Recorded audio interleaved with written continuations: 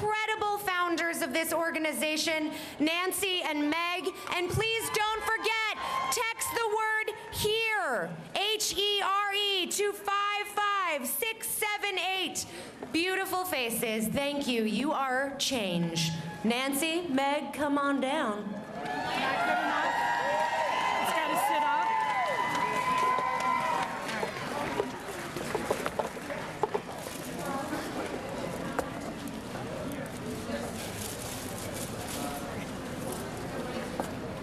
Governor Malloy, Lieutenant Governor Wyman, Attorney General Jepsen, Secretary of State Merrill, esteemed members of the General Assembly, Connecticut mayors, President Pro Tem Williams, Senator McKinney, ladies and gentlemen, boys and girls, my name is Nancy Lefkowitz, and this is Meg Stanton. It is our great honor to welcome you to the March for Change. We are marching today because our hearts are broken. We are marching for comfort and solace. We are marching for the 87 families that are united every day by grief as they face the anguish of losing a loved one to a violent gun death. We are marching for Randy Beckman and Justin Thompson. We are marching for the 4,600 people that have died in the 2 months since the tragedy at Sandy Hook Elementary School. We are marching today for Noah Pozner and Vicky Soto and the 26 others that died that tragic day. We are marching for strength. We are marching to change the conversation and to change culture. We are marching to demand the passage of safer, rational, common sense gun laws.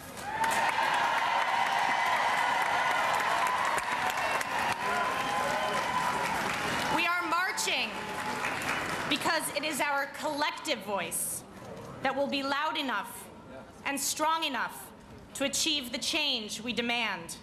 We are marching because it is our right. We are marching for Colin Goddard and Stephen Barton and all the people who inspire us with their message of hope.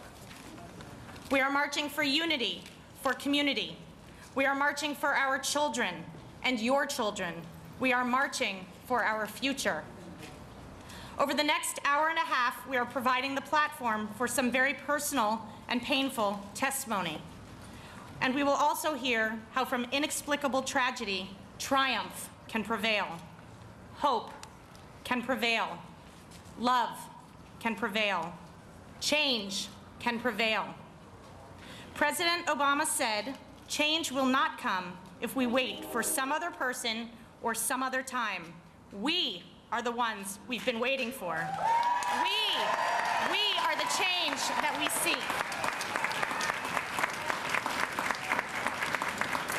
On December 14th, Meg and I sprang into action, and 2 quickly became 200, which became 2,000. And look at all of us now. Look around at one another. It's all of you, it's all of us that will make change happen. Change that includes a ban on high-capacity ammunition magazines and military-style assault weapons. Change that includes universal background checks and annual registration renewal on handguns.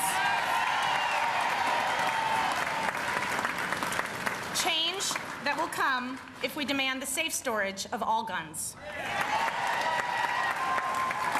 We have reached a tipping point, Connecticut. Our hearts are broken, and we demand these changes today.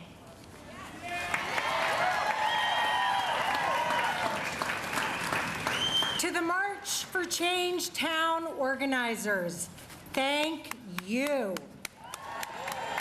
Dale, Dawn, Christina, Listina, Aaron, Courtney, Marcy, Francine, Christine, Aya, Jessica, Peter, Lori, Heather, John, Brad, Tanya, Kendall, Michelle, Barb, Kate, Giselle, Harrison, Heidi, Kate, Dana, Amy, Madeline, Stephanie, Ann, Sandy, Abigail, Perry, Cheryl, Jen, Laura, Paula, Mary, Allison, Ethan, Becky, Terry, Tina, Kelly, Anna, Vanessa, Andrea, Carrie, Sally, Alessia, Carrie, David, Roseanne, to name just a few.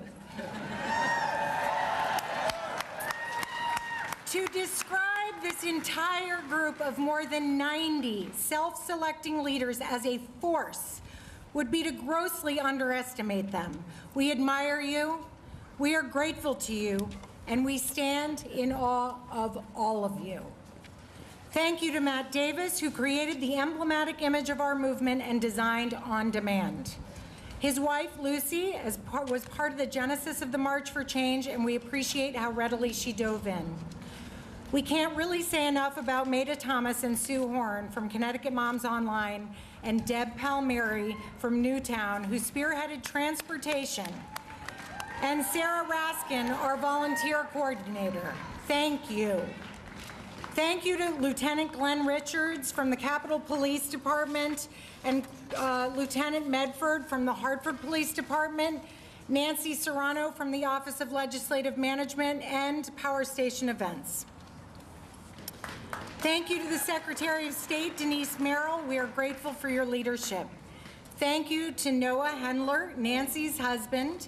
In addition to being our tech guru, designer, and webmaster, he has been an integral part of the team at March for Change. Yeah!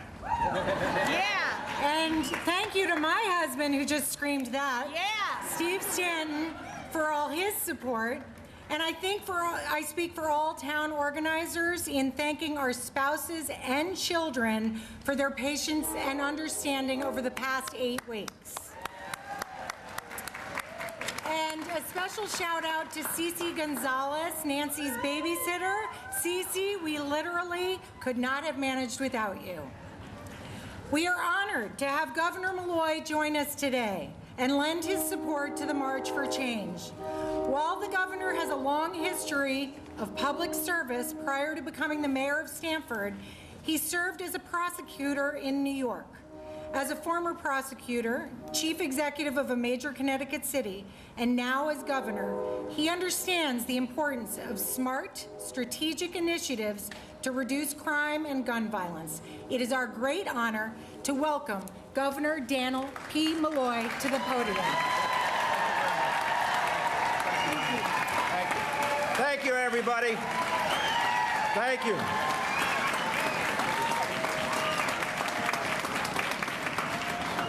Thank you for getting on buses and driving cars and bringing friends and relatives.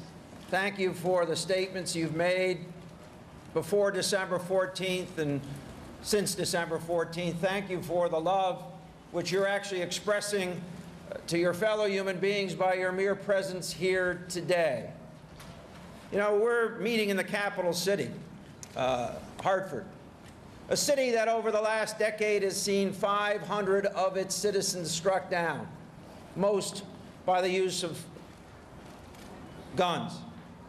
Many of those guns, last time we could trace them, are to a gun show sale in Virginia or Florida or some other state. Clearly the time has come. Clearly the time has come that every gun purchase needs to be approved, needs to be tracked. If you can't get on a plane without having a background check, you shouldn't be buying a gun without a background check.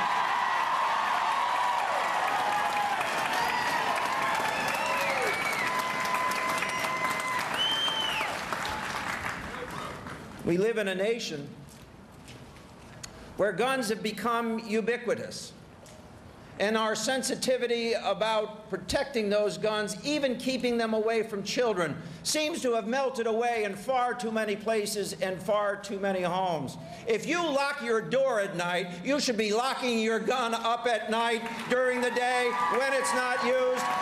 Simple, simple things. We need to hold people responsible for that. Just a few years ago in this country, it was illegal to have a magazine that carried more than 10 rounds. That was the law in this nation. The idea that a constitutional right to an unlimited magazine exists anywhere is a fallacy. And the fallacy is that we had that law, and that law was, in fact, enforced.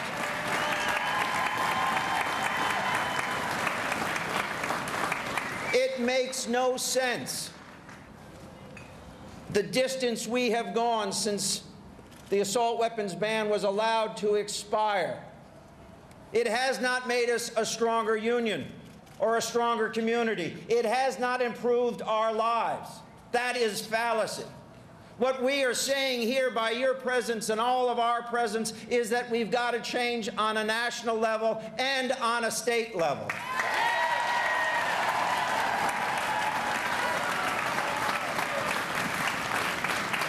I think the President spoke poetically the other day in his State of the Union address. I, like probably most of you, thought that he would start with a message about what happened in Newtown and what has happened in places across our nation and the number of lives we lose on a daily basis to gun violence. I thought he would start there.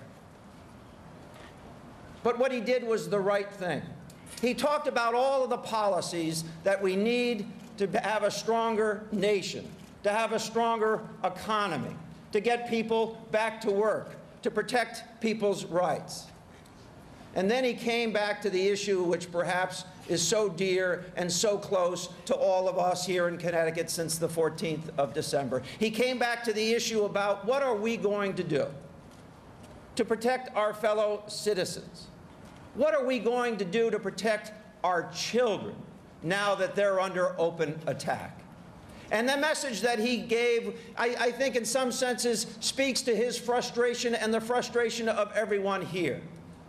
When people will block an up or down vote from a common sense principle that is supported overwhelmingly by the citizens of the United States and by the members of the NRA, something is wrong with our politics when we can't have a vote on what we know we need to do in this nation.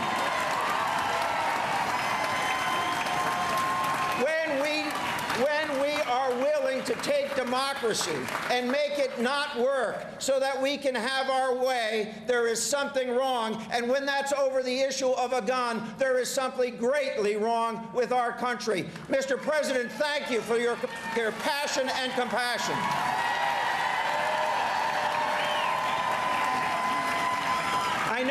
Finally, I note that the NRA thinks that the Newtown effect will go away. I think you're right. It won't. But there's also another warning in this. Every day that we delay making common sense changes on a national basis is a day in which more innocent individuals will die because we failed to act.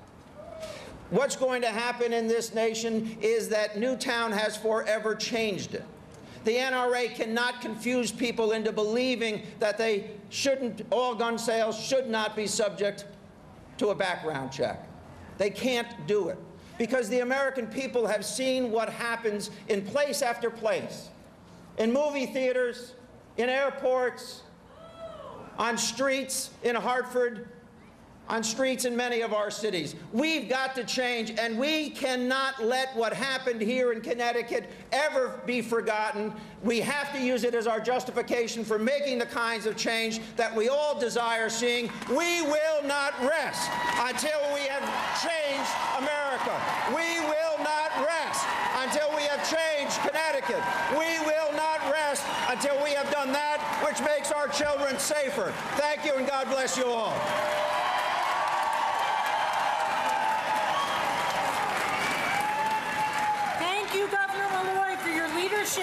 And for working on our behalf to make legislative change in our current gun laws. I also want to acknowledge some legislators that are in attendance here today. Senator Don Williams, Senator John McKinney, Representative Gary Holder, Winfield, Representative Lonnie Reed, Representative Auden Grodens, Representative Betsy Ritter, Representative Pat Widlitz, Representative Jonathan Steinberg, Representative Jerry Fox, and Representative Tony Wang. Thank you.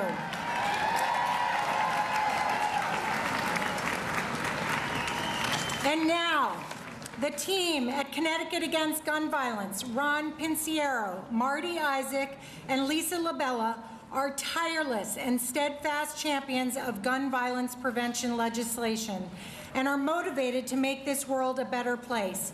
Please welcome to the podium Ron Pinciero.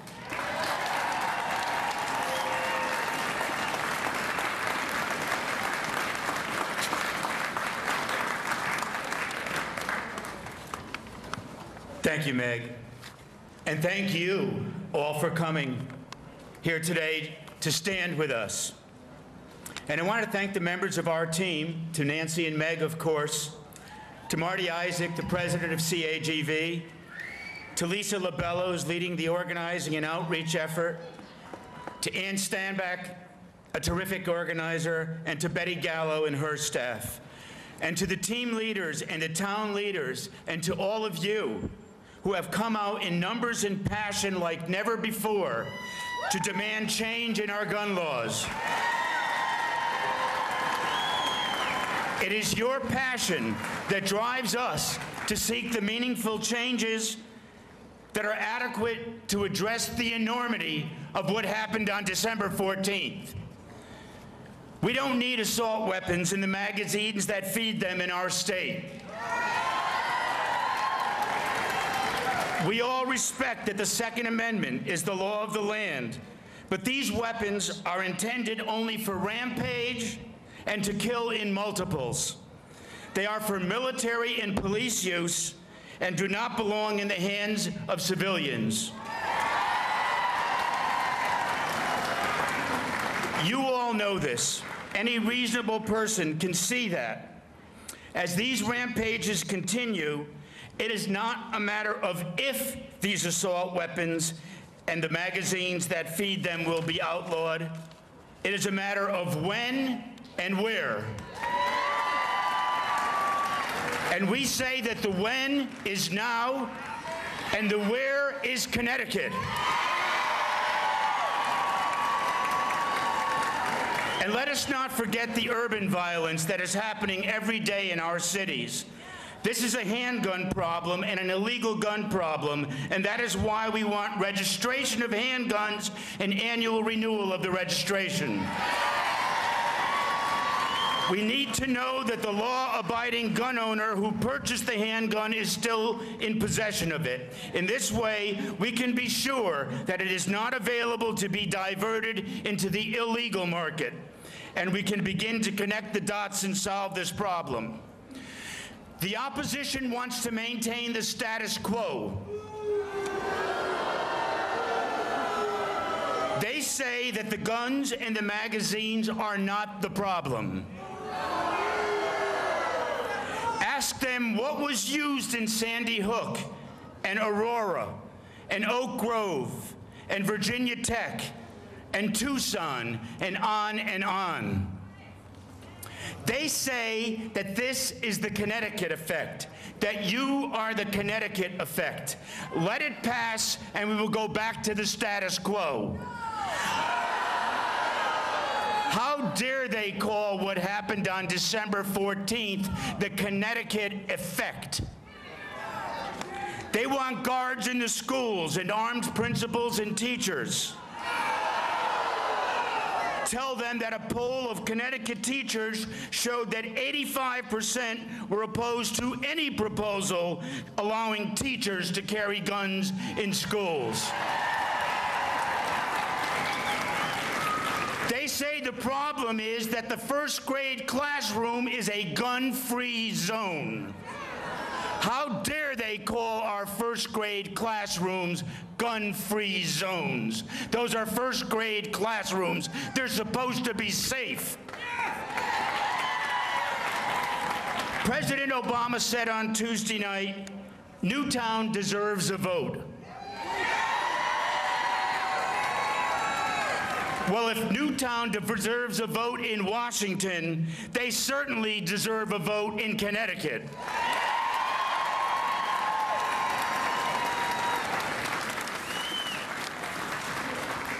Sometimes you can just tell that the change is coming.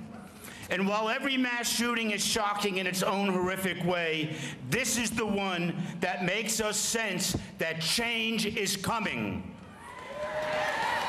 The horror of December 14th trumps all arguments on behalf of the status quo. I believe that our legislators will listen to the tearful cries that come from your hearts. The country is watching what Connecticut does. The time is now. Lieutenant Governor Nancy Wyman was in Newtown immediately after the tragedy, and in the days that followed, she attended services for nearly every child and adult we lost that day. She hosted former Congresswoman Gabby Gifford's visit to Newtown last month, and her strength and caring has been a comfort to the victims' families and the entire community. Please welcome Lieutenant Governor Nancy Wyman.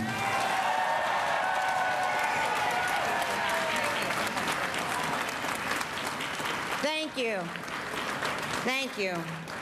You know, December 14th was the worst day of my life. And I know that seeing the faces of the loved ones that lost their loved ones meant so much to me. It has changed my life and probably everyone here today. It sure has. And I want to thank you for being here today. You know, our hearts might be broken, but our spirit is not broken. Our spirit is not broken. You know, the president, as you heard, said, you know, they deserve a vote. Not only do they deserve a vote, we have to make sure that no one says no to the families of those that we lost. And so, I don't want, is anybody you think gonna say no to outlawing assault weapons? No. Are we gonna make sure that they say, that, are they gonna say yes to us and they're going to outlaw that? Are we gonna make sure that no one says no to eliminating those magazines of more than 10 bullets? Are we gonna make sure that everybody votes so that every gun in this state and hopefully in this country is registered? If we have to register to vote, we might as well register our guns.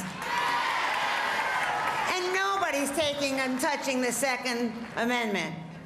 We want people with the lawful, that are law-abiding citizens. If they want to go hunt, they should be able to do that.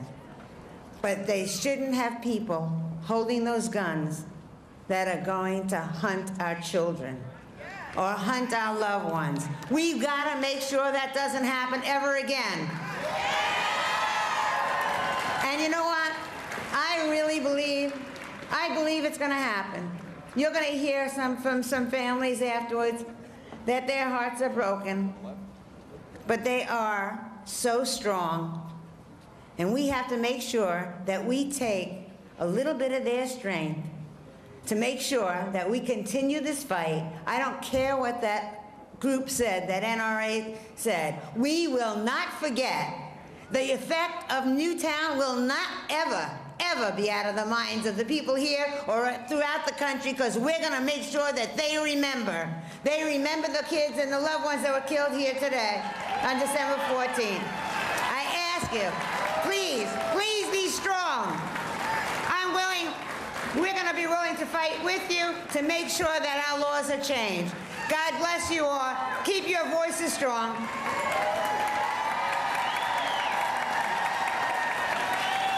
Thank you, Lieutenant Governor. And now, I'm honored to present Attorney General George Jepsen, is the state's chief legal officer. As a former legislator, he crafted laws that preserved open space, clean water, and helped pass laws improving gun safety by ensuring the passage of the assault weapons ban. Please welcome to the podium Attorney General George Jepsen. What a great crowd you are. I've stood at this podium many times, but I've never addressed a crowd of people on a 15-foot snowdrift. Look at you. You look great from here. As was mentioned, I had the privilege to serve in the state Senate during the 1990s and to co-author many of Connecticut's current gun safety laws: the assault weapons ban, suitability requirements to keep guns out of the hands of people with a history of violence, a nation-leading gun seizure law that allows police to take guns away from someone who shows an imminent risk of violence to himself or to others. The experience taught me three things. First, even good laws don't always prevent gun violence. Look no further than the horrific tragedy at Sandy Hook. Second, while they do not prevent every tragedy, taken as a whole, sensible gun laws do work. They save lives. Connecticut and Massachusetts, with nation-leading gun laws, have gun homicide rates 40% of states like Alabama and Louisiana, where they do not. Third, passing smart gun legislation is extremely difficult. The assault weapons ban passed by a single vote in 5 committees, by a single vote in the House of Representatives, and a single vote in the state Senate. The other side is very well organized. They work hard. They are not interested in an honest dialogue, and they will fight tooth and nail. Hard as it is to improve our gun laws, we owe it to society, to each other, and to the safety of our children and future generations to try. There is no reason for civilians to possess military-style assault weapons whose only purpose is to kill other people.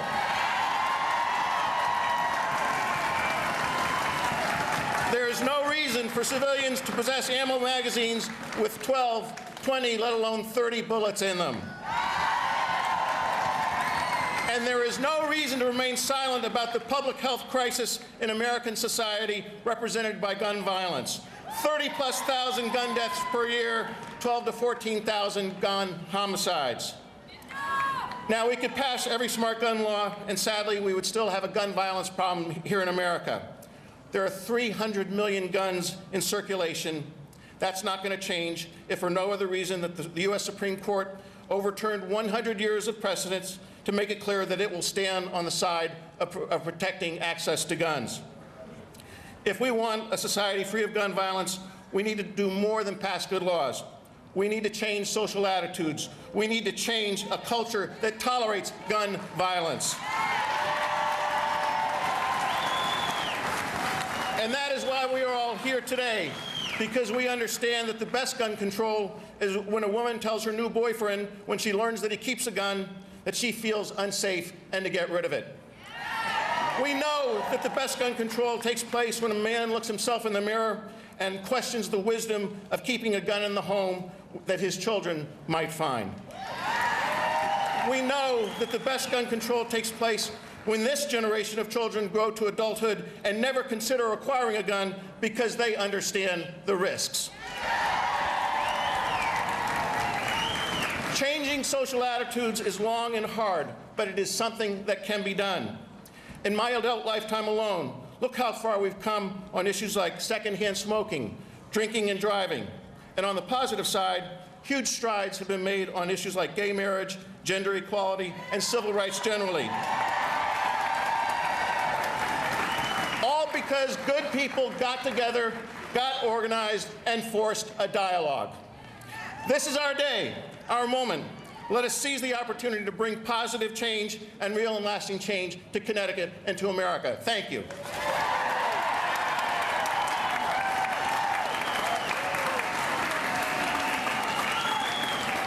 Thank you, Attorney General. Now, I would like to say a very special thank you to Mayor Pedro Segarra of Hartford. One, for clearing the roads so we could all get here. And thank you to him for making a very warm welcome to all of us. And now, as Secretary of State, Denise Merrill serves as Chief Elections Officer and Business Registrar for the state of Connecticut.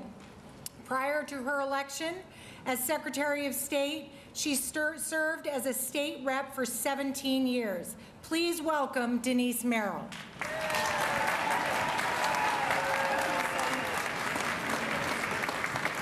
It is a privilege and an honor to stand with you today. And I stand here not because I'm Secretary of the State. I stand here because, like many of you, I am a parent. Like many of you, I am a grandparent. And I have had enough.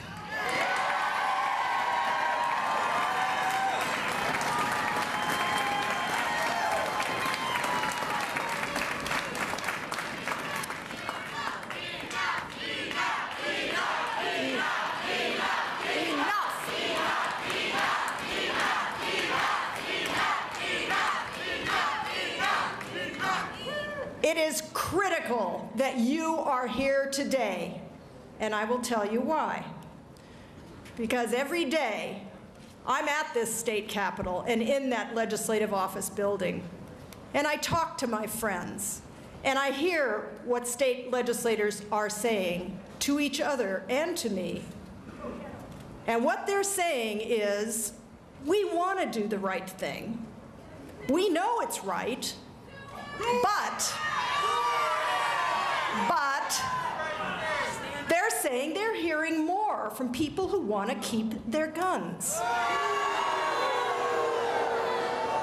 They're saying that their emails were running 100 to 1 against doing the right thing.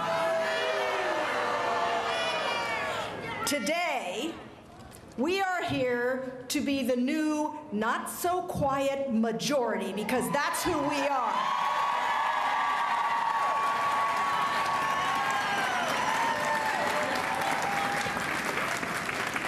We need to let legislators know that as big as this crowd is today, we're just the beginning. And by the way, we vote.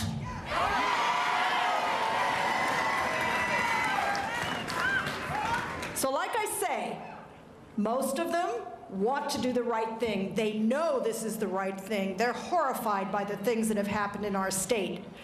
But they need us standing there with them, and we need to be quiet no longer. Today is our day.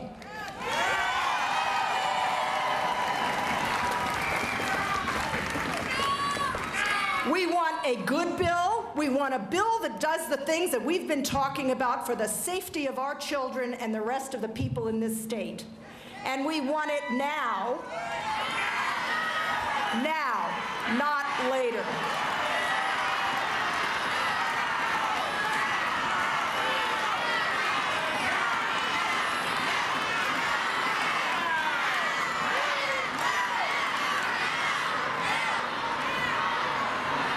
So today is the beginning, not the end, right? And we want everyone to know that, yes, the NRA is organized, but we can be organized too. And thanks to these women up here for getting us going.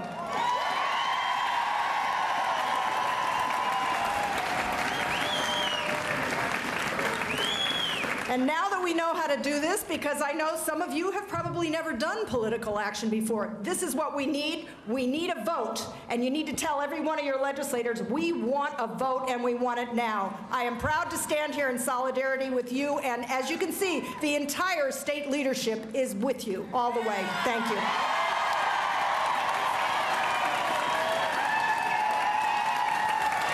Thank you so much, Secretary of State Merrill. She was one of the first phone calls we received when this little concept came together. And to that end, so was Senator Beth Bayh. She's here today with us. Thank you. Representative Dan Carter is here, as is Teresa Conroy, David Zoney, Representative Ernie Hewitt, Representative Kim Fawcett, Representative Mike Albus, Representative Emmett Riley, Senator Andres Ayala, Representative John Hampton, Representative William Tong, and Representative Bob Godfrey. Thank you all so much for being here. The brilliant Christine Baranski is a Tony and Emmy award-winning actress known for her roles in Sybil, The Big Bang Theory, and for her fierce Diane Lockhart in The Good Wife. Christine and her husband raised their 2 daughters in Connecticut, and we are so honored to have her here with us today. Please join me in a warm welcome to Christine Baranski.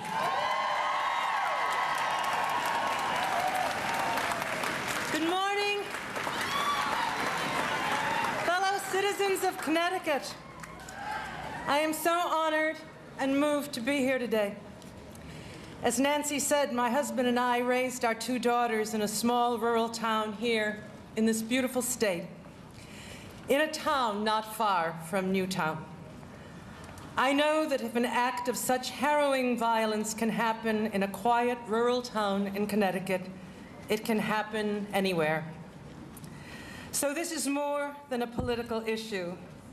It is, in the deepest sense, a human issue, a human safety issue. And we are, as a human community, seizing this moment on February 14th, a day that celebrates the human heart. Thank you all for coming. We have a few items of business before proceeding to our next speaker. We really want to take attendance here today. It's very important. So text, please listen, please text HERE to the numbers 55678. That is HERE to the numbers 55678 and follow the prompt. You will be asked to text back your email address. Please do this. If you don't have your phone or are not set up for text messaging, please sign in with one of the volunteers and sign in at the table. There are Valentine's Day postcards at the sign-in table. Please be sure to fill these out. We will be handing them off to Governor Malloy at the end of the rally. And a reminder, there are T-shirts for a donation of $20 or more at the T-shirt table. While supplies last, you can also pick up a green hat at the same table. And finally, to gun owners, hunters, and sportsmen, even if you have a gun to defend your home or for the purpose of sport, thank you for supporting common sense regulation and changes in our current gun laws. We want to hear from you. Please identify yourself at one of the sign-in tables. And now, back to our speaking program. The following letter has been sent in from Senator Blumenthal, and he has asked that I read this to you. Dear friends, I am sorry that I cannot be with you today as we mark the 2-month anniversary on this Valentine's Day of the horrific tragedy in Newtown. Even as we grieve the 20 beautiful children and 6 remarkable educators who perished that day, we remember them with love as wondrous stars in the sky and on the roof of the Sandy Hook firehouse. In their memory, we have resolved to work for action against gun violence. The Newtown tragedy is a call to action. Today, as you march in support of the ban on assault-style weapons and high-capacity magazines, I am working with Senator Feinstein and other Senate colleagues to achieve that goal. Your march today in support of requiring universal background checks covering all gun purchases, and I'm also determined to make this a reality. Instant background checks must include purchases of ammunition to enforce the law on the books that prohibits sales of ammunition to felons, domestic abusers, and other dangerous individuals. Thank you all for rallying today in the cause of reducing gun violence in our country. Your voices have been heard. Sincerely, Richard Blumenthal, the United States Senate. And now, ladies and gentlemen, and wonderful children, I would like to take you back to the Soto household in Stratford on Thursday night, December 13th. Jillian Soto was sitting down at the kitchen table with her big sister, Vicky. The 2 sisters were having a very important conversation. and at issue was what to wear for Christmas. Last year, the sisters had gotten together and decided to wear what they called their ugly sweaters, and they were bent on outdoing it this year. After a spirited conversation, they settled on trying to find the most ridiculous-looking pajamas they could find. It was well in advance of Christmas, but Vicki was a planner. She knew that there was ample time for her and Jillian to find the perfect pajamas. It would be the last conversation Jillian ever had with her sister Vicki. The next day, Vicki was gone before sunup, traveling 45 minutes to teach the students that she loved at the Sandy Hook Elementary School. It is not surprising to anyone who knew Vicki that she confronted the shooter with his assault weapon and told him that the rest of the class was in the gymnasium, which wasn't true. She was subsequently shot multiple times and found with her arms cradling a child. Vicki was rightfully hailed a hero, but Jillian would tell you that if Vicki were alive today, she would say that she was just doing the right thing. Please join me in welcoming Jillian to the podium.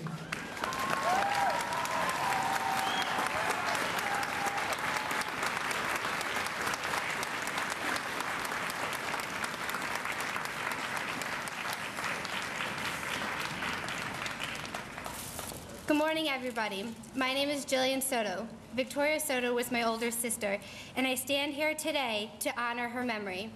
My cousin Heather Kronk is here, and my cousin Zachary Fagan are also here to honor her.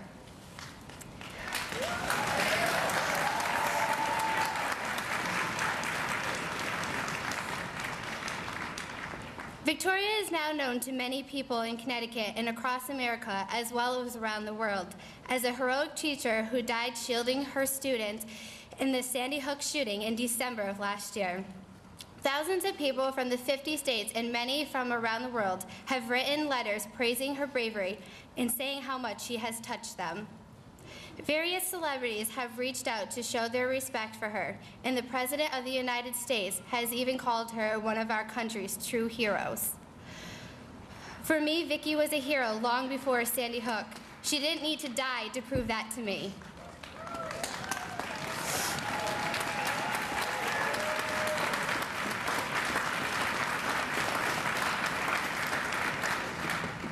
I want to tell you about Vicki, and you will see why she was a hero to me.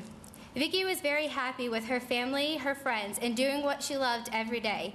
She used to say, "I love life and try to live each day to the fullest." She was welcoming and goofy, and was ready to leave an impact to everyone who crossed paths with her. She was considered a cool teacher at Sandy Hook Elementary School. During Silly Week, she had the most extreme hairdos and outfits on. Last year for Pajama Day, she wore her flamingo pajamas and her flamingo slippers. For Mismatch Day, she was a fashionable mess from head to toe. Her crown achievement was her crazy hair day, where she gelled her hair, her long brown straight hair, up and put a big red bow on top. I brought a picture of proof of her humor just for you guys to see. Sorry, Vic. We met a parent of one of the students in Vicki's class last year. They told us a story about how they were called to a parent-teacher conference and was told that their child was not progressing with the active verbs and that they were falling a bit behind. Vicki laid out a plan for their parents as to how to help their child catch up. About a month later, the parents came for another meeting with Vicki. They explained to Vicki that the plan was working incredibly well, and their child was doing better than ever. They told us Vicki was excited and was like a cheerleader, almost jumping out of her chair and yelling excitedly as if it was her own child. This is just one of the many stories I can tell you about her love for teaching and her kids. This is who she was and how she would want to be remembered, not as a heroic teacher whose last images on earth was staring down a barrel of an assault rifle held by an extremely sick man. My sister went to school on December 14th to make gingerbread houses with her kids. Instead, she was faced with a situation that most of us would have crumbled in.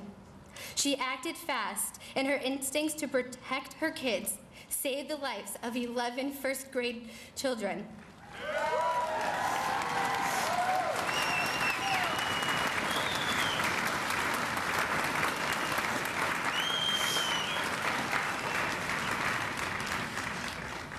Although she and 25 other students and teachers lost their life and would never be able to see another gingerbread house again.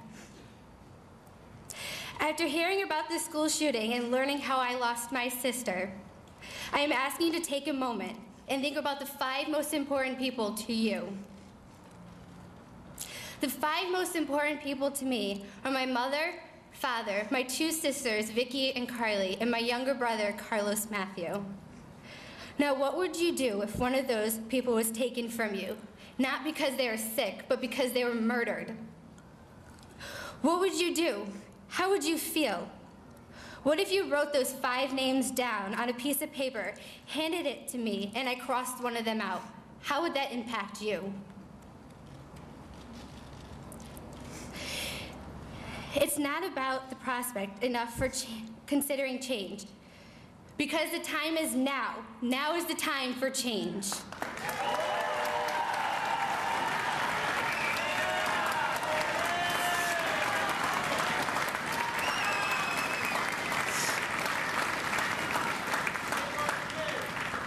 No one else needs to lose a son or daughter, a mother or father, an aunt or uncle, niece or nephew, granddaughter or grandson. Right now, right here, we need to stand together and do something about this and protect the ones we love.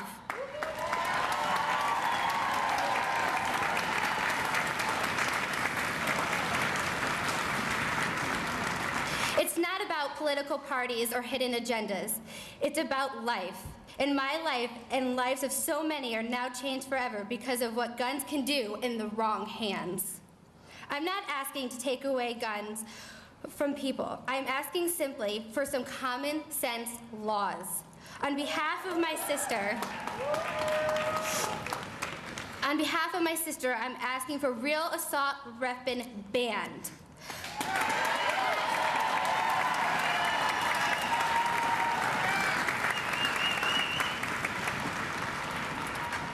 Limit on the size of magazines to 10 bullets.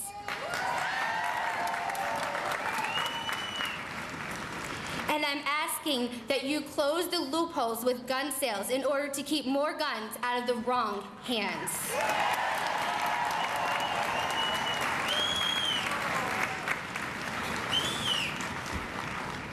My life will now have to be lived without my older sister, my mentor, my role model, my hero. In 2 years, I will graduate from college, and I won't have my older sister in the audience cheering me on while I walk across the stage. Someday I will get married, and I won't have her as my maid of honor like we've always planned. I will never hold a niece or nephew from her. When I have kids, she won't be there. Nothing I can say or do will ever bring her back. But I don't want this to happen to anyone else. I wish so much that she was here. I once again asked you to think of the 5 most important people to you in your lives, and think how you would be affected if you have to live without one of them. Before I walk away, please remember Vicky's words. Love life and try to live each life to the fullest, because it's sad to say, but tomorrow is not guaranteed to any of us. Thank you.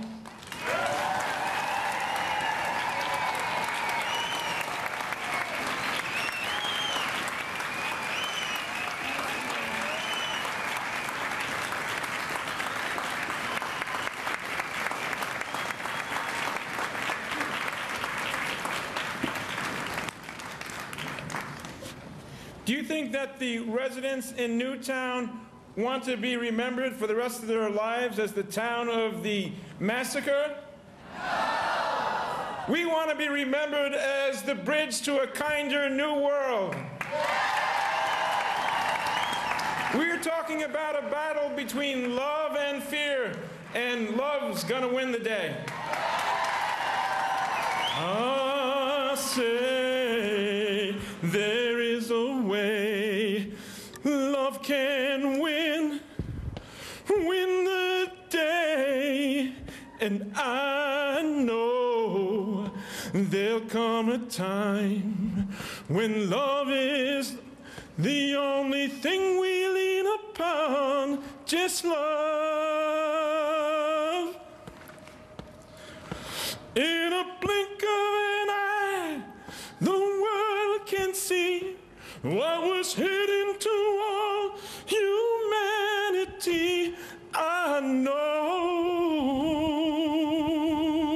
that love can win the day.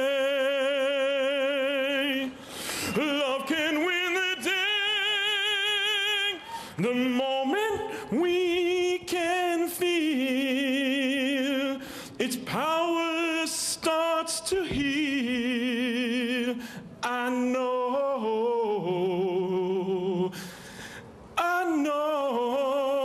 that love can win the day.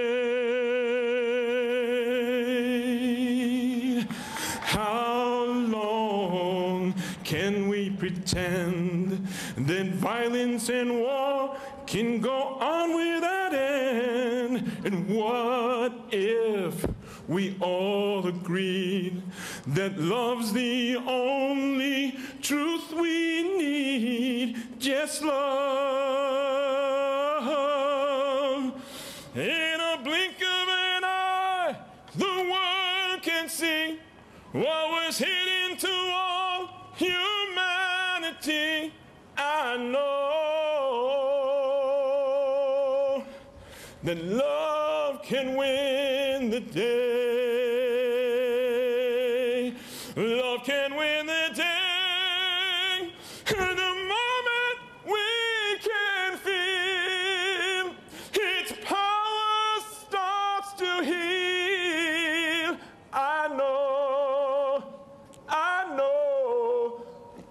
Let's do it. Love can win the day.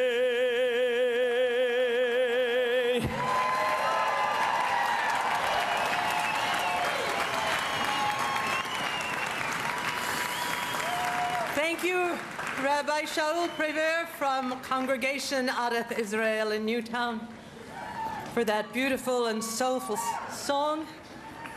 And thanks again to Jillian for that most beautiful tribute to her sister. And now I'd like to introduce the Senate Pro Tem President Don Williams. Senator Williams, the leader of the Senate, represents 8 cities and towns in northeastern Connecticut. And State Senator John McKinney is the Republican leader in the Connecticut State Senate and represents the towns of Easton, Fairfield, Weston, Westport, and Newtown. He is co-founder of the General Assembly's Bipartisan Task Force on Gun Violence, Prevention, and Children's Safety. Please welcome these 2 esteemed members of the Connecticut General Assembly to the podium.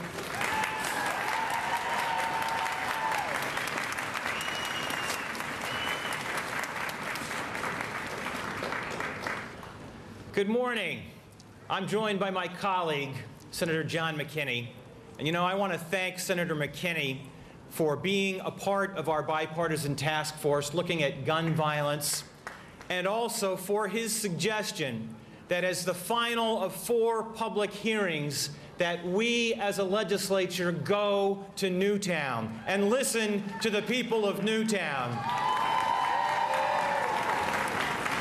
It was the most meaningful and moving public hearing that I have ever experienced as a state legislator. I want to thank you for being here today. You are the faces of a new day for Connecticut and a new day for our country. Someone said something about a silent majority before. You are the common sense majority.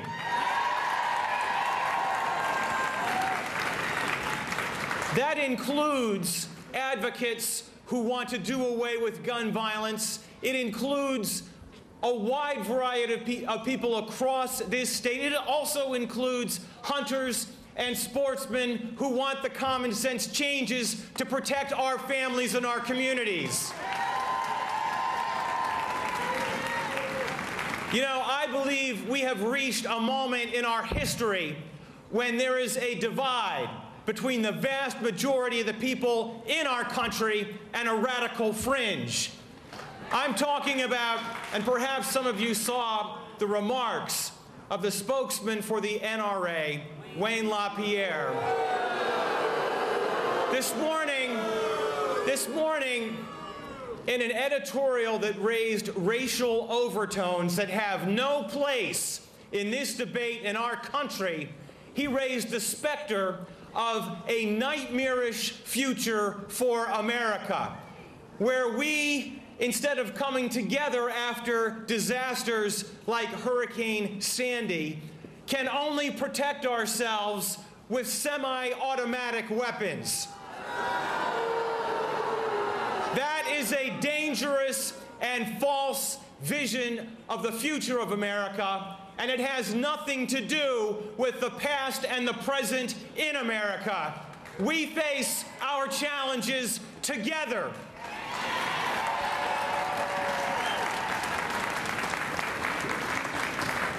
I mean, for example, after Sandy Hook, he was wrong when he talks about nightmarish lawlessness and looting. In point of fact, what happened there is what happens throughout this state and our country when we face tremendous challenges. We come together and work together. Our communities respond together. We don't face each other at the barrel of a gun. That's not how we live and prosper in the United States of America.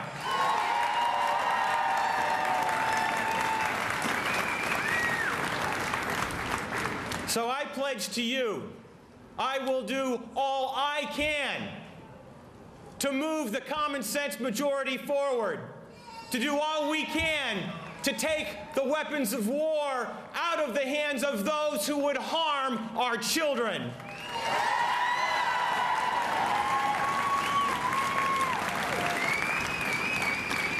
You know, President Obama said the other night, yes, do it now is right. This is our moment.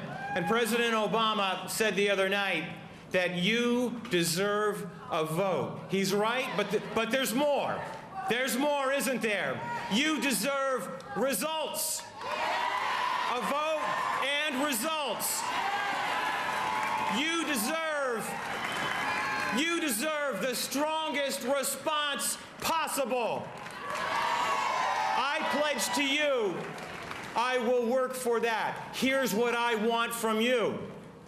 What I want for you is to work even harder, to do even more than you've already done, to reach out to your elected officials, to not be the silent majority, to be the common sense majority whose voices are lifted up and who work for change. We need you now. So it's my great privilege in working with you to also work with a great state senator, John McKinney.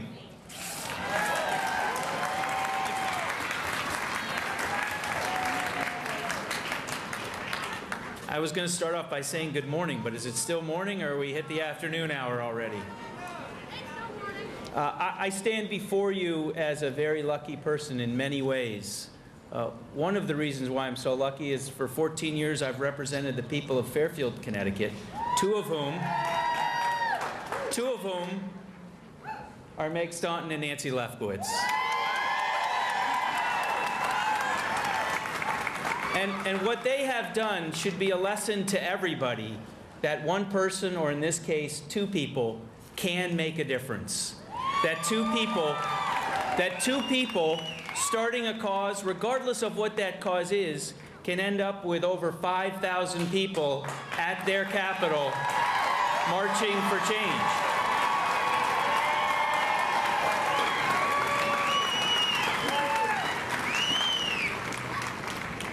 I also stand before you as a state senator who, for those same 14 years, has had the incredible privilege of representing the people of Newtown, Connecticut. And that December 14th, spending the day at the firehouse, is something that has changed me forever, as it has changed so many people, not just in Newtown, not just in Connecticut, not just across our country, but in the world at large that we live. And what I have changed in my own life, as a dad, I hug my kids a lot tighter and a lot longer than I used to. As a human, I live my life better and try to, as the saying goes in Newtown, choose love instead of a culture of violence that we have in our country. And that is something that we can all do beyond any laws that we may pass. Each one of us can make a difference in making our society better.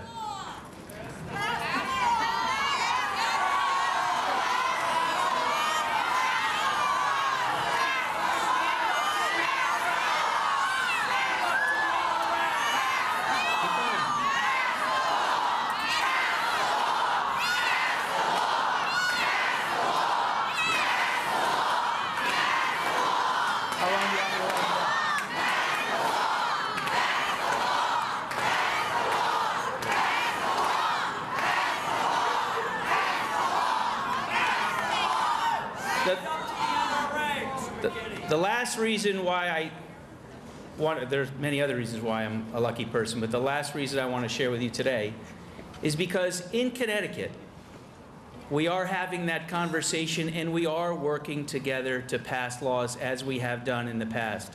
I sat in the basement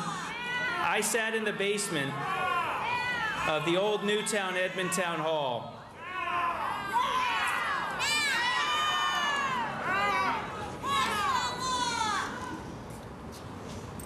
Let me change what I was going to say.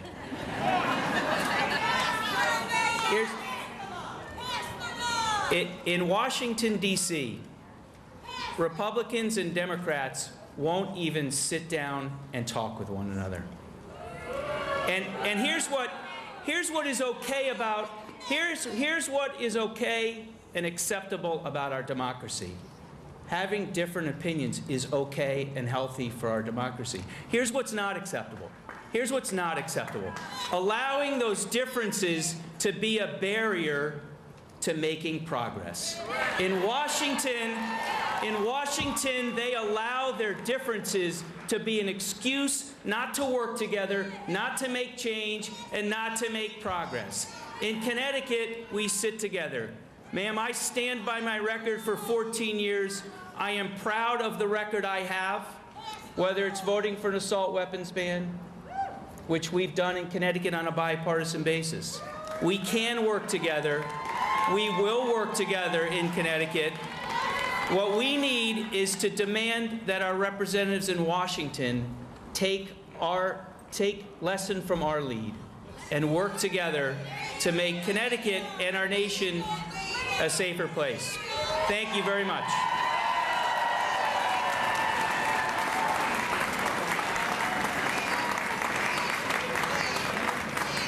Thank you so much to Senator McKinney and to Senate President Williams. We want change. We want change. We want change. We want change. We want change. We want change. We want change. We all want change, and we are here to demand change, and we're so grateful to Senator McKinney and to Senator Williams for being here to support the kinds of change we demand. Thank you. So, just a reminder, people, we are taking attendance, and I do have issue to take with just one thing that Senator McKinney said. He said 5,000 people. Sorry, Capitol Police told us 5,500.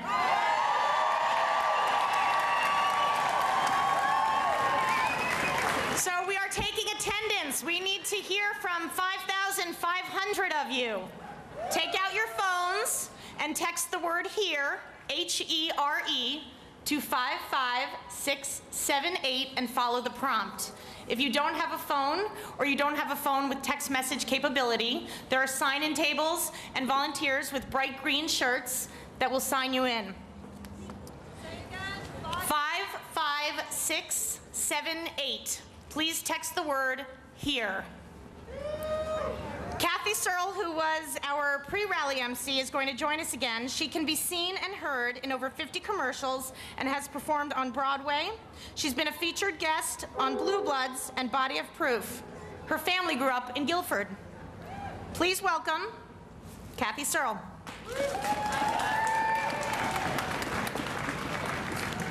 I have to tell you, I am honored to stand in the greatest state in the country. Connecticut, you give me hope. All of you here represent change, love, and hope, so thank you for being here. Thank you. Give yourselves a round of applause. Henrietta Beckman is the president of Mothers United Against Violence. Her son Randy was murdered, shot at point-blank range, sitting in his car in 2002. To this day, no arrests have been made in the crime. We are here because the problem of gun violence in our cities is an epidemic. Please welcome Henrietta Beckman to the podium.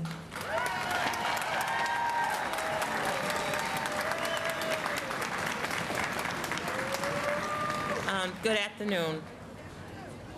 My son Randy was 20 years old when he was shot on Barber Street in Hartford.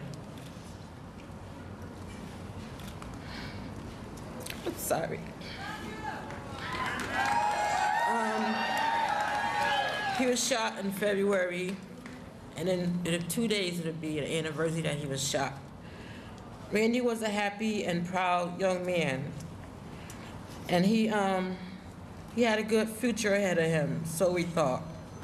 But a bullet put an end to that plan, and I can't describe the grief that his father and his brothers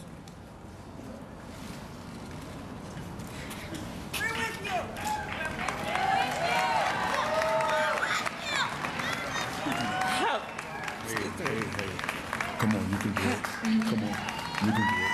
Take the time. Take a deep breath. Take a deep breath. Take a deep breath. You with me? You with me? Take a deep breath. Let me know when you're ready. Count to 3.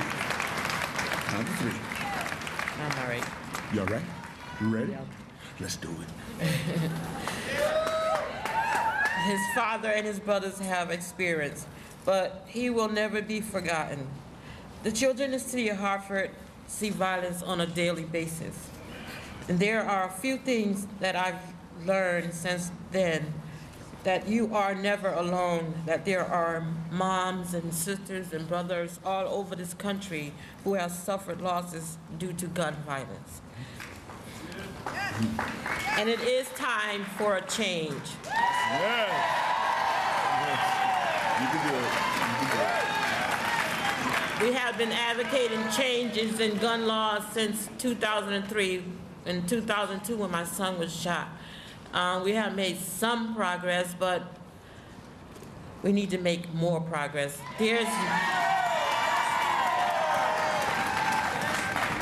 There's no reason in the world that anyone in America should be walking around with an assault weapon.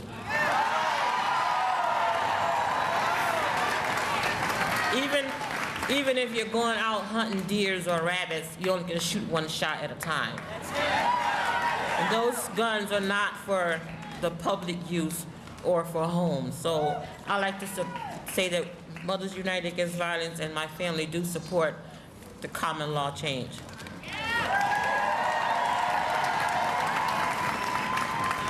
And I also like to say to the Newtown people that I do feel your pain, because there's a pain that will never ever go away, but we can keep the memories of them alive forever by standing up for their rights and standing up for the people who are left behind.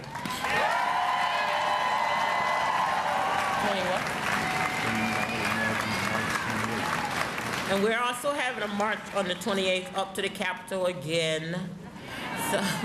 So we'd like for you all to join us, join Mothers United Against Violence in a march to the Capitol to support Mothers United Against Violence. Thank you.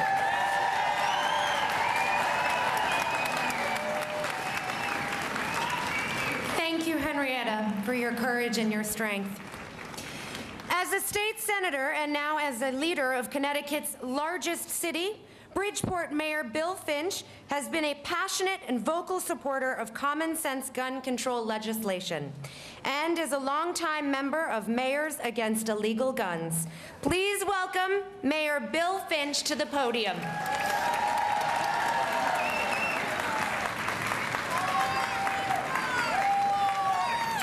Rosa Parks said many years ago when she started the civil rights movement of her time, when she couldn't take it anymore, she said her feet were tired, but her soul was restless. Our feet are cold, but our souls are restless.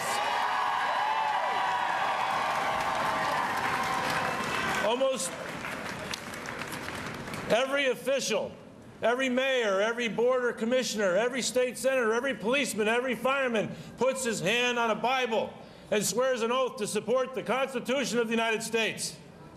The Constitution has the Bill of Rights, 10 amendments. They're all really, really important to our freedoms. Freedom to assemble, freedom of speech. At the point of a barrel of a weapon of war, we have no freedoms. Almost 20 years ago, I began giving out gun locks in the city of Bridgeport. Just the last couple of months, we bought back almost 700 weapons from the streets of the city of Bridgeport and our surrounding suburbs. The first weapon we bought was a Bushmaster. The irony cannot be lost upon any of us that the weapon used to kill our children was the first weapon we had to buy back. But one less Bushmaster on the street makes Connecticut that much more safe. It's time to demand a plan. The Mayors Against Illegal Guns are demanding a plan. The plan must include the abolition of these large magazine clips, a very tightly controlled assault weapons ban, and background checks for everyone who wants to own a gun. Demand a plan. Demand a plan that gets results. Demand a plan that makes our children in the suburbs safer and our teens on urban streets safer. Demand a plan. Demand a plan.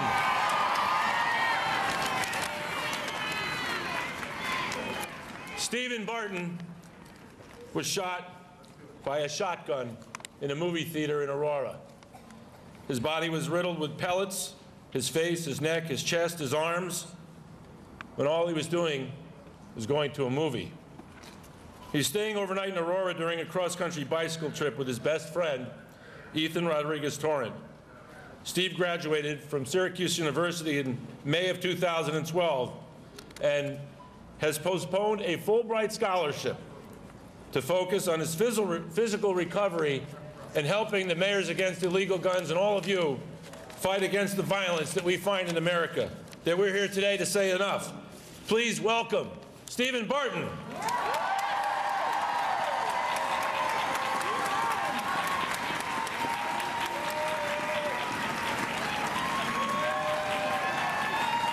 Thank you, everyone. Thank you.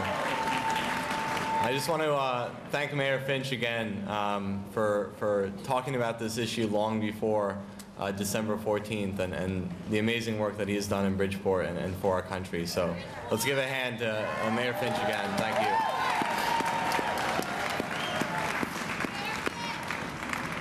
And I want to thank all of you for being here. Just personally, as a gun violence survivor, you can't even imagine how much it means to me, how much it means to all the survivors of gun violence across this country that you are here making your voices heard this afternoon. So thank you.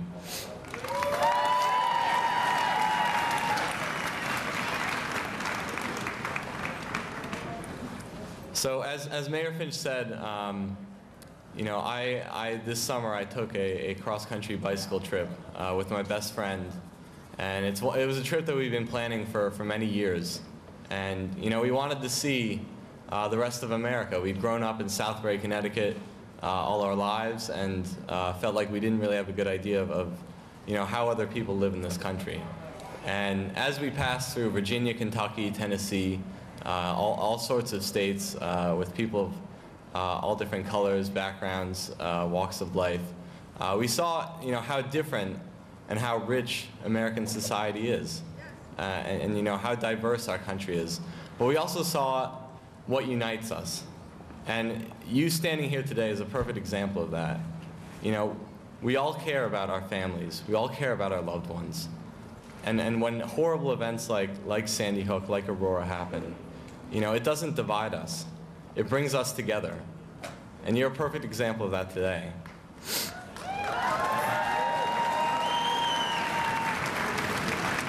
And since I started working on this issue, I've had the honor of meeting Newtown families, meeting families from Aurora, from Tucson, from Virginia, from Columbine. And you know, they're some of the strongest people I've ever met. But they can't do this alone. They need your help. This what we see here today is not the Connecticut effect. I would say it's a human effect. And it's happening across this country. I had the honor and privilege of attending the State of the Union as the guest of Senator Blumenthal on Tuesday. And let me tell you, you are not alone. As President Obama spoke about how Newtown deserves a vote, how Aurora deserves a vote, how every victim of gun violence deserves a vote, I watched the entire room, every member of that chamber, stand up and applaud. This is not an us versus them issue. You know, this is a human issue, and it unites us all. And you'll hear from the other side that, you know, the status quo is what's acceptable, you know, that gun owners don't want any change. And that's simply not true. Gun owners want the same change that we want. Over 70% of NRA members want universal background checks. You don't hear that. And I'm here to tell you that's true. 2 weeks ago, I watched former Congresswoman Gabby Gifford stand in front of her former colleagues at the Senate Judiciary Committee hearing. And she asked them to be bold. She asked them to be courageous. And I would argue that she was actually asking too little. It's not courage to simply do the right thing. It's not courage to pass common sense legislation. I'll tell you what courage is. Courage is Vicky Soto protecting her classroom from a gunman. Courage is Dawn Hawksprung springing out of her office and confronting the shooter at Sandy Hook Elementary School. And courage is all of you standing here today demanding change from our legislators.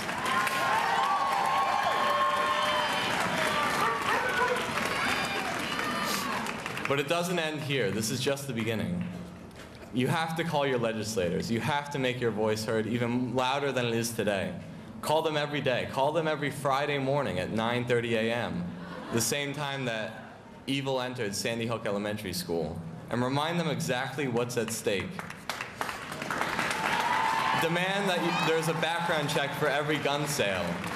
Demand that we ban assault weapons and high-capacity magazines, and demand stronger gun trafficking laws. Demand change. Anything but the status quo.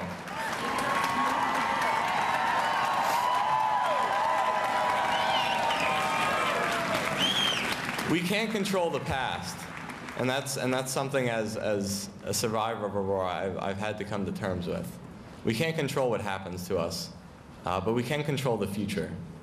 And as President Obama said, if we can save even one life, then we have an obligation to try. And I'm here to tell you, if we pass even any one piece of the legislation that's currently being considered, we'll save a lot more lives than that. So keep pushing, keep demanding change, and keep making your voice heard. For the families of Newtown, for the families of Aurora, for the many Americans who are affected by gun violence every single day, keep demanding change. Thank you.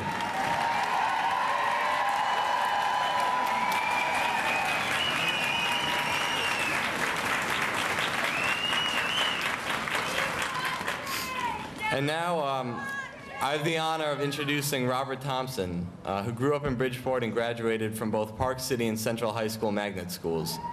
He's the father of 5 children, ages 2 to 22 years old. His son, Justin, just 14 years old, was shot and killed last year walking home from a party with his friends. Please join me in welcoming Robert Thompson.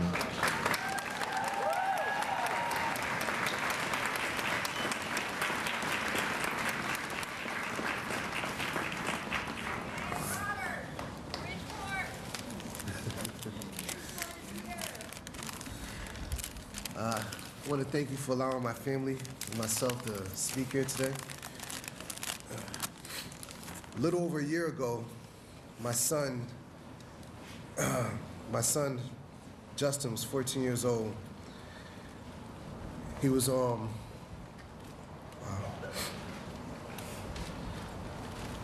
little over a year ago, my son Justin, he was only 14 years old. Him and his older brother Jordan and a few of their friends was walking home from a Sweet 16 party when they were confronted by 3 masked men, well, 3 masked individuals. The individuals started shooting into the crowd. 3 kids were hit that night, 1 in the arm, 1 in the leg. Both of them survived. My son wasn't that lucky. My son was pronounced dead with a gunshot wound to the back of the head.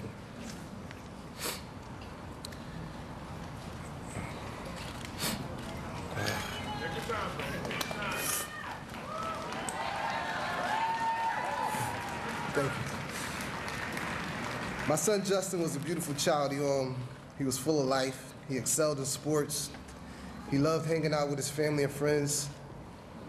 He was just starting to come into his own. You know,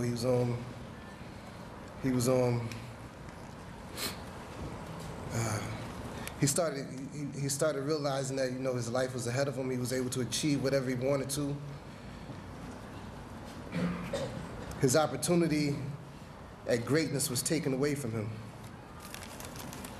About 3 months ago, I went to a funeral of a teenage boy. His name also was Justin, I'm sorry. This kid was a friend of my children. He used to come to my house, hang out with the kids. They played PlayStation, they played basketball in the back of my yard. Just like my son, he was gunned down in the streets. He was taken away from his family too soon. Neither child was allowed to reach their potential. Neither child was allowed to reach adulthood. Neither child was allowed to fulfill their destiny. I wish I could say that this was an anomaly or, you know, once in a blue moon thing, but in the urban areas, this happens on a daily basis. Bridgeport and the inner city, kids are killed every day. You know, my prayers go out to the families of Newtown, but in these urban cities, we're confronted with this problem every single day. Something has to be done.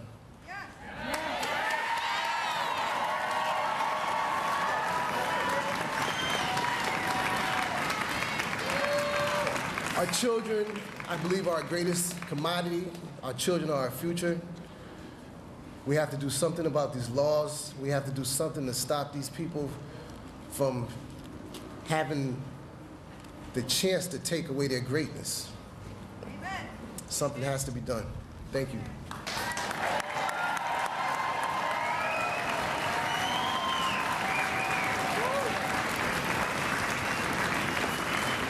Thank you, Robert, so much for sharing this personal and tragic story. It's because of Justin that we all must commit to keeping our voices heard. This fight is not over. We stand here united, and we will have to continue. We want to thank Representative Pat Dillon, Representative Bruce Morris, Representatives Matt Lesser, Greg Haddad, Brenda Kupchik, Noreen Kokaruda, and Tony Walker, Senator Bob Duff, Representative Roberta Willis, and Representative Linda Gentile, and Senator Ed Meyer for also standing united with us today.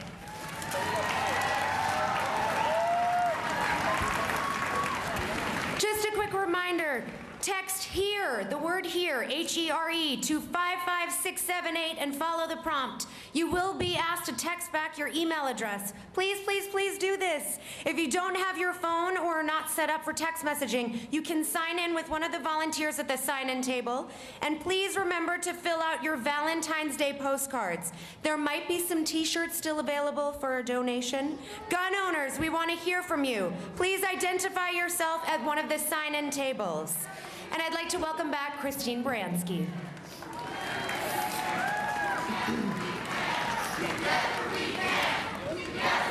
Colin Goddard's whole life changed during the shooting at Virginia Tech in April 2007.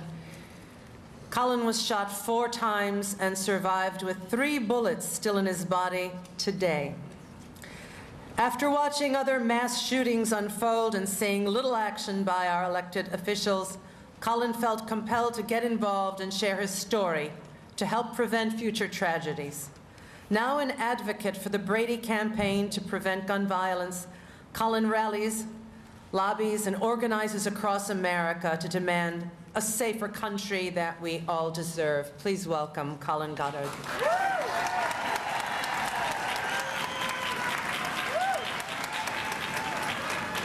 Well, I'm here to march for change. How about you?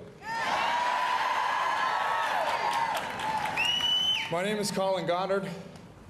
Almost 6 years ago, when I was a college student at Virginia Tech, sitting in my French class, conjugating French verbs, another student in our school with a diagnosed dangerous mental illness burst into our hallway with 2 handguns. Proceeded to shoot and kill 32 of my fellow classmates and my teachers. And he left me with 4 bullet wounds.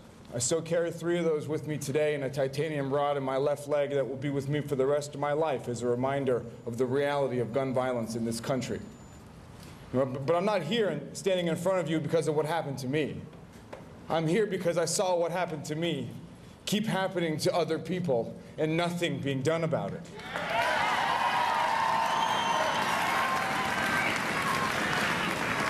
You know, just yesterday, I was with Stephen in the halls of Congress with over 100 other victims and survivors of gun violence, lobbying our members, telling them our stories, demanding a vote, demanding change. And let me tell you, we're making progress.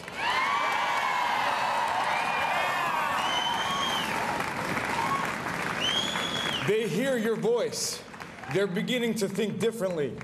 They're beginning to work together. So keep it up. We will succeed. But there are still some who say no. And to those people, you've heard me say it before, and I'll say it again. We must challenge any politician who thinks it's easier to ask an elementary school teacher to stand up to a gunman with an AR-15 than it is to ask that politician to stand up to a gun lobbyist with a checkbook.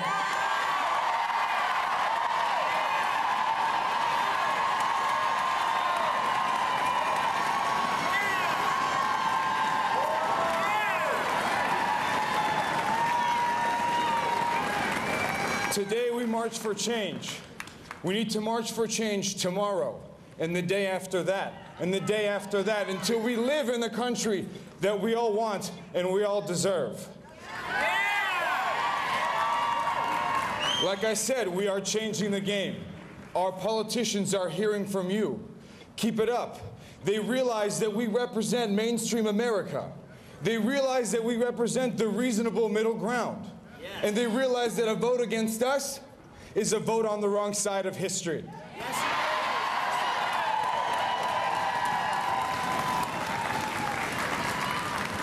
Thank all of you for coming out here today. And I hope to see all of you every single day until we get this done.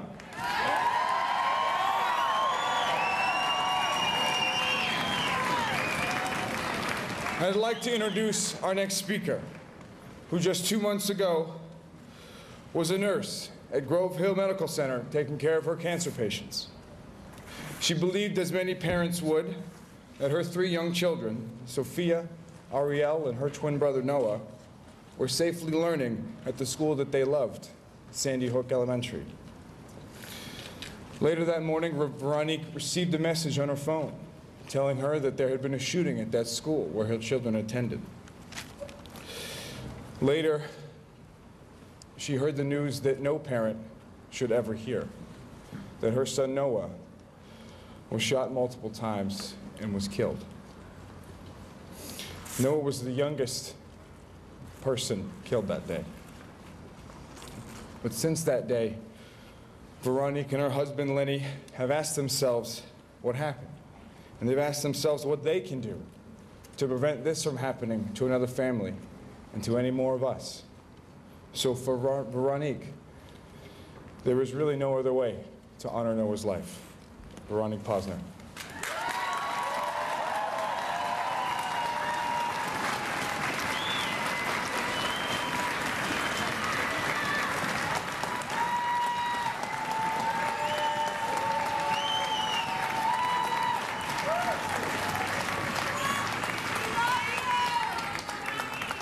Thank you.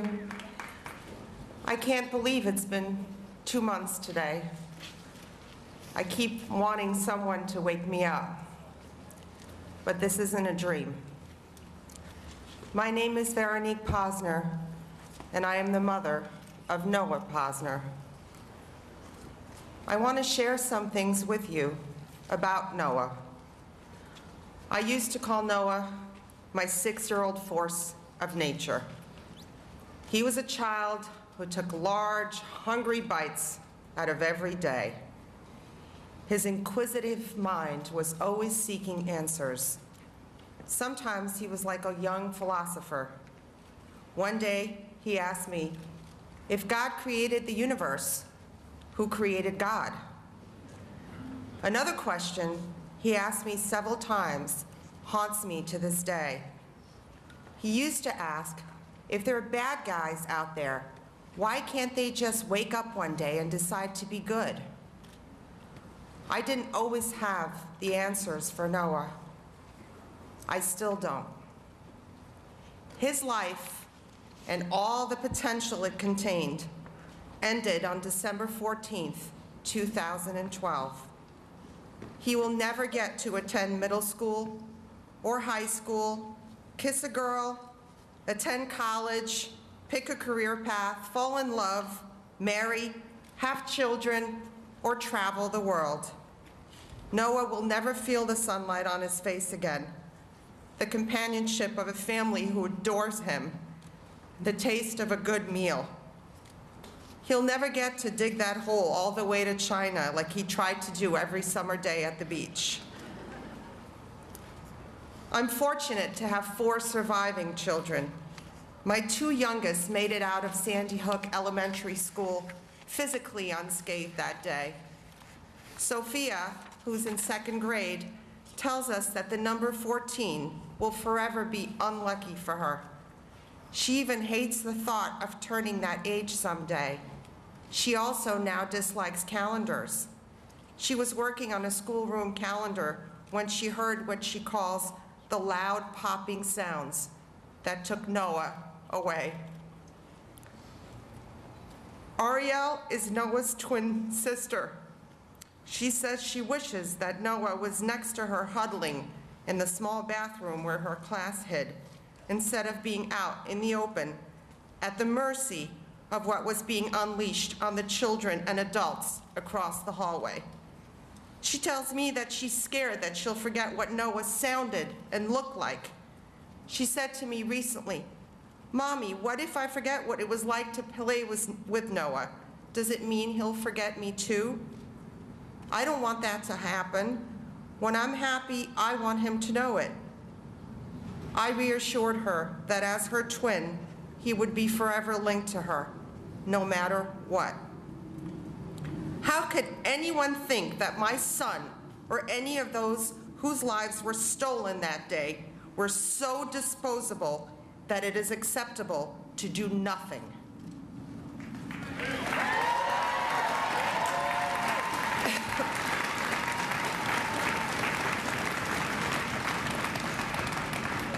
Thomas Jefferson said, "The price of freedom is eternal vigilance." He was so right about that. Look at what happens when no one is watching.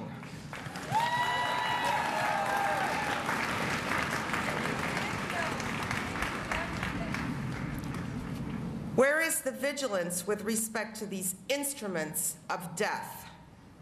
Where was the vigilance in 2011 when this legislature refused to limit the size of magazines? The vigilance now lies here with us. It is here today, and the vigilance has to remain.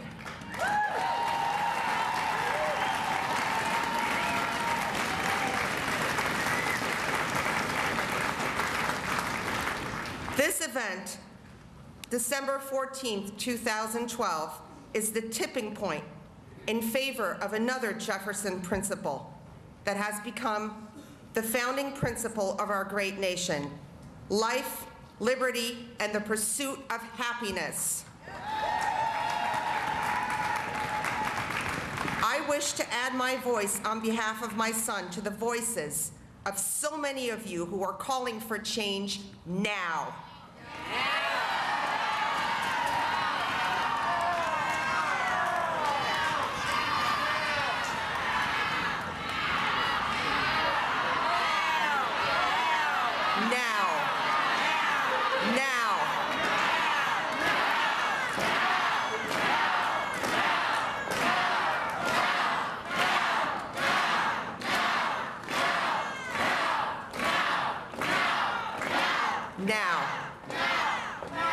Assault weapons should be comprehensively banned in the state of Connecticut.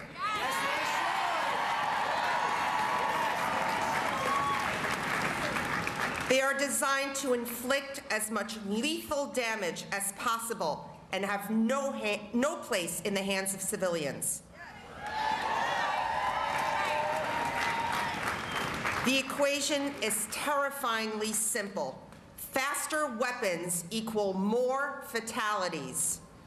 Citizens may have the right to bear arms, but they do not have the right to bear weapons of mass destruction.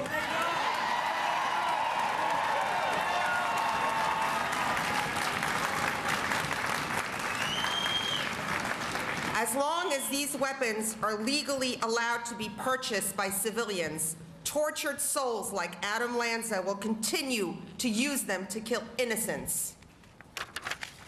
There should be no grandfathering in of such weapons once a ban is implemented.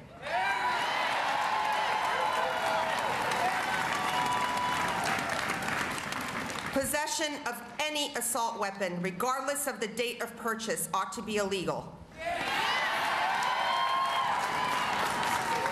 A compulsory gun buyback program of these newly illegal weapons could then be instituted. This was done effectively in Australia, from what I have read, and if it can be done in Australia, then surely it could be made to happen in Connecticut.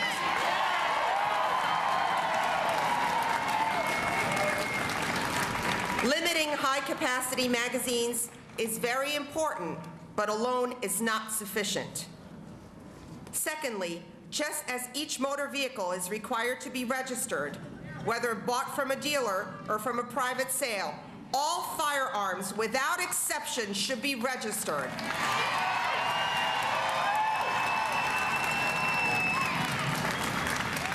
Everyone who drives a car has to be tested and licensed to ensure public safety.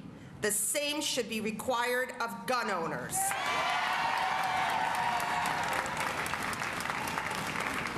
And just as motor vehicle owners are required to carry liability insurance on their vehicles, the same should apply to gun owners.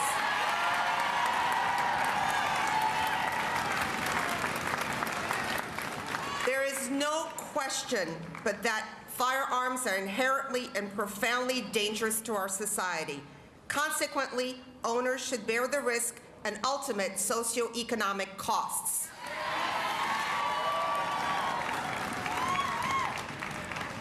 Lastly, gun owners should be required to secure their firearms and prevent them from falling into the hands of others.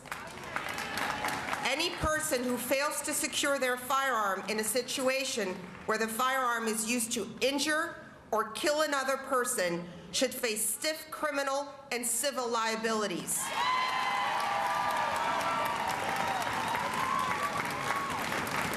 If we make these changes, we will have gone a long way to making Connecticut safer for our children. I want to conclude by sharing with you something special that Noah did for school last Thanksgiving. The children were asked to make a turkey, a paper cutout, and on each of the feathers, they were asked to write something that they were thankful for. This is Noah's handprint.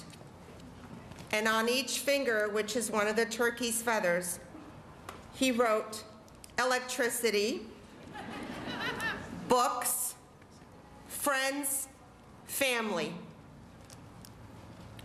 And on the center feather, he wrote, the life I live.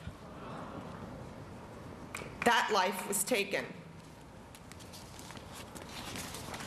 Let the state of Connecticut become an agent for change with respect to gun safety.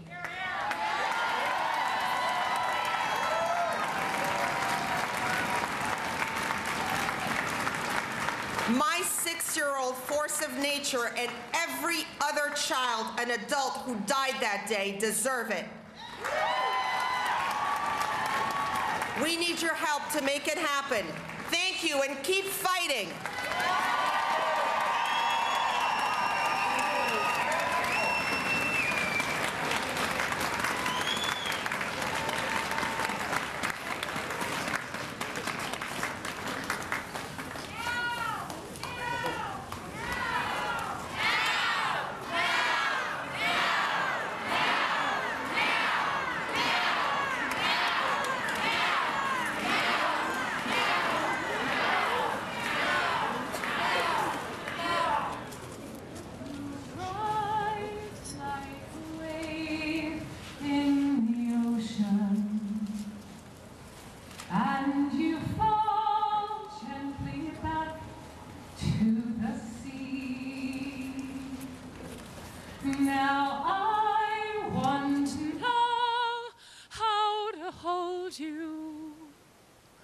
Return to me,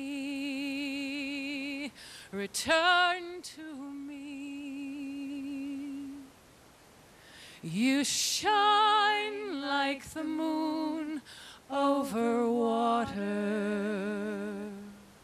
and you darken the sky when you leave. Now I want to know how to keep you. Return to me. Return to me. Turn to me. Return to me. Everything I tell you has been spoken, and everything I say was said before, and everything I feel is for the first time, and everything I feel for you. I am here calling the wind. I am here calling your name. I am here calling you back. Return to me. Turn to me. Return to me. I know what it means to be lonely, and I know what it means to be free.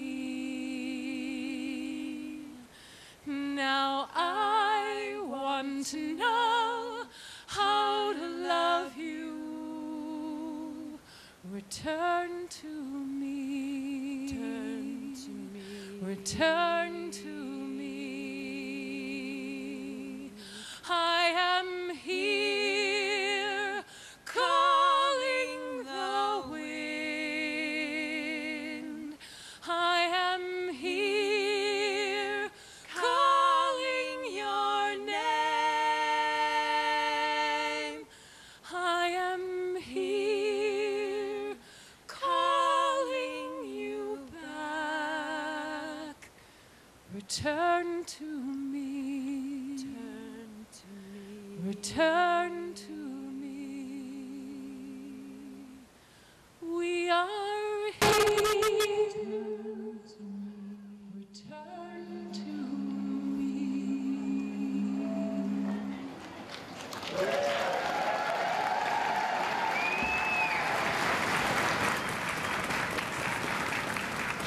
Thank you to Marina Belika and Julie Flanders from October Project. Your soulful voices and that beautiful song, Return to Me, is a tribute for the losses that we suffer, and they are an anthem that spark the change we seek. Representative Jack Hennessy is here, Representative Angel Arce is here, and Representative John Fry, whose niece and nephew attend Sandy Hook Elementary School. Thank you for being here to show your support.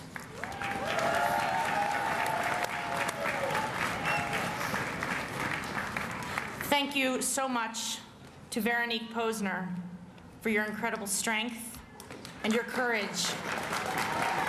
You honor the memory of your beautiful, beloved Noah. To Jillian Soto, to Henrietta Beckman, and to Robert Thompson. Words fail so miserably, so instead, here we all stand. We are united with you in your grief, and we are committed to making change in the memory of your loved ones. We stand unified with you, and it's because of you that we are working to make this world a safer, kinder place. We have an opportunity, Connecticut, and the moment is right now. In the name of these brave men and women who we've heard from today, let's commit to sustaining this fight. If every one of us spends just 5 minutes a week, we can achieve change. Send your legislator a letter or call his or her office and demand change in the gun laws. While you are checking the weather or the news or brushing your teeth, send an email to your representative. Connecticut Against Gun Violence makes it that easy. It's one push of a button once a week. Commit to casting your vote in the next election on this single issue.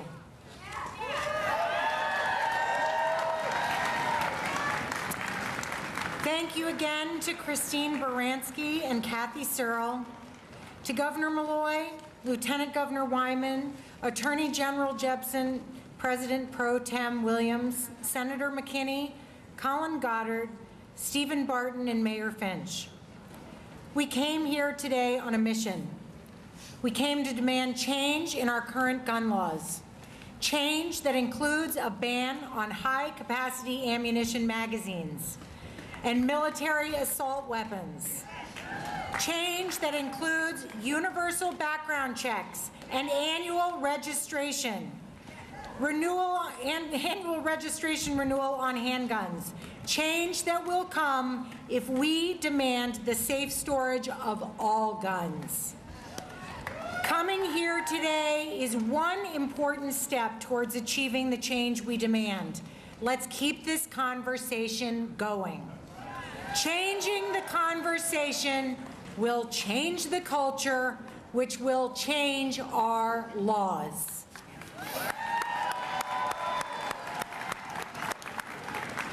As an advocate for justice and peace, Reverend Mia J. Douglas is the Associate Pastor of the Historic Faith Congregational Church in Hartford. Please welcome for closing remarks, Reverend Mia Douglas.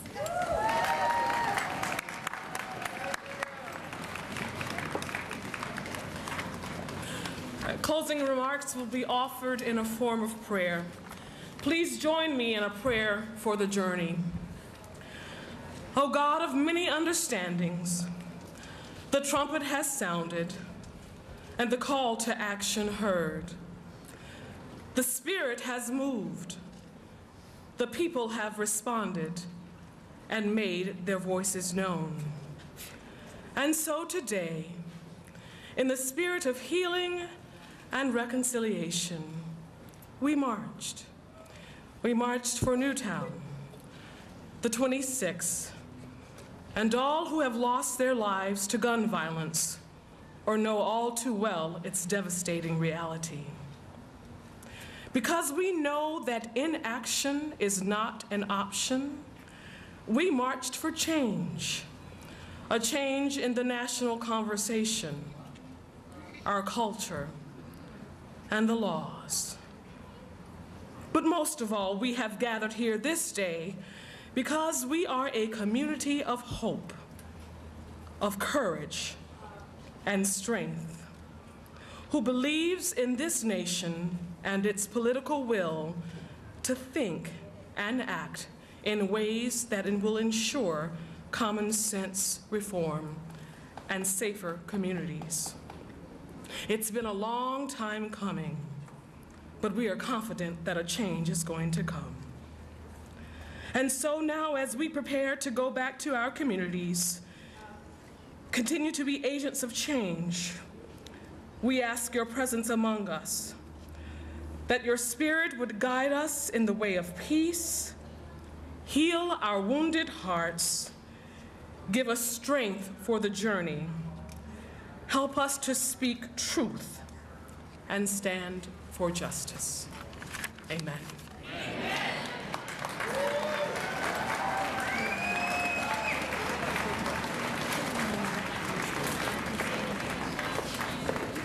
Ladies and gentlemen, thank you for coming.